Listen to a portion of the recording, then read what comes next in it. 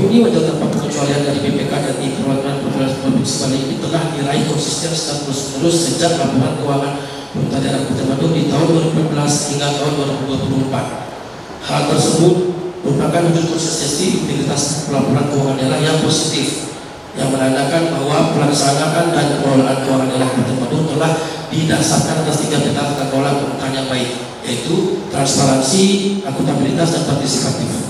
Fraksi Golkar DPRD Badung soroti target PAD tak realistis, minta evaluasi postur APBD 2024.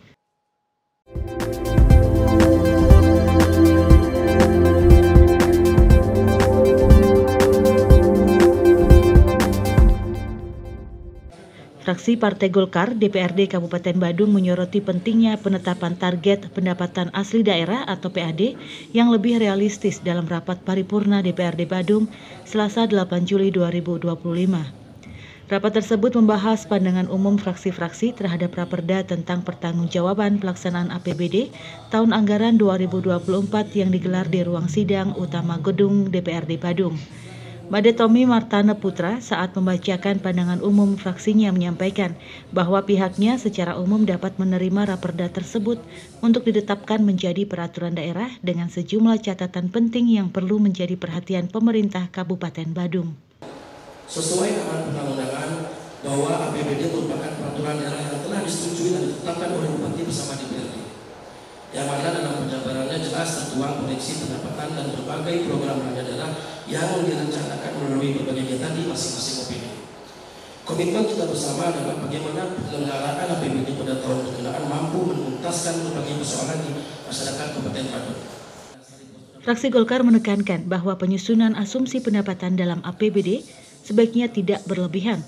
Target PAD menurutnya harus disusun secara proporsional dan mendekati capaian real agar tidak berdampak pada pemangkasan atau rasionalisasi anggaran di masing-masing OPD. Mengingat yang mendasari postur APBD adalah asumsi. Dalam memproyeksikan pendapatan agar asumsi-asumsi yang dibangun sebagai landasan proyeksi pendapatan tidak muluk-muluk dan mampu mencapai capaian target.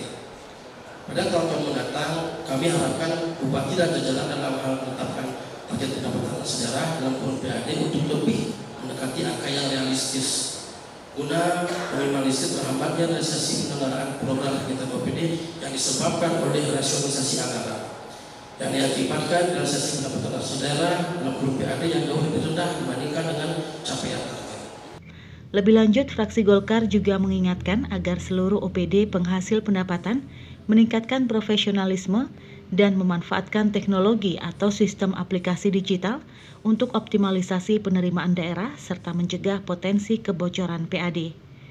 Sektor PAD pada tahun anggaran 2024 perlu dicermati untuk menjadi pembelajaran kita semua, terutama analisis lebih mendetail tentang potensi data pendapatan daerah, mengingat perbandingan antara rencana dan realisasi masih jauh dari target. Selain pendapatan, fraksi Golkar juga meminta perhatian pada struktur belanja, khususnya perbandingan antara belanja operasional, belanja modal, dan belanja transfer. Mereka menilai perlu adanya penyesuaian proporsional agar lebih tepat sasaran. Dalam belanja transfer, kita semua perlu memikirkan kembali dengan lebih seksama, sehingga porsi belanja ini tidak terlalu berlebihan, dengan harapan lebih memprioritaskan apa yang menjadi kebutuhan seluruh masyarakat Badung terlebih dahulu. Menutup pandangannya, fraksi Golkar menginginkan eksekutif untuk lebih berhati-hati dalam pengelolaan APBD tahun berikutnya.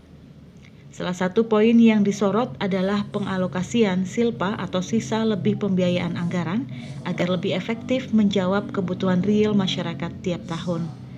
Agar eksekutif lebih mengedepankan prinsip kehati-hatian dalam hal tata kelola APBD Kabupaten Badung tahun 2025 dan seterusnya, agar supaya dapat mengalokasikan silpa untuk mampu menjawab real setiap tahun anggaran.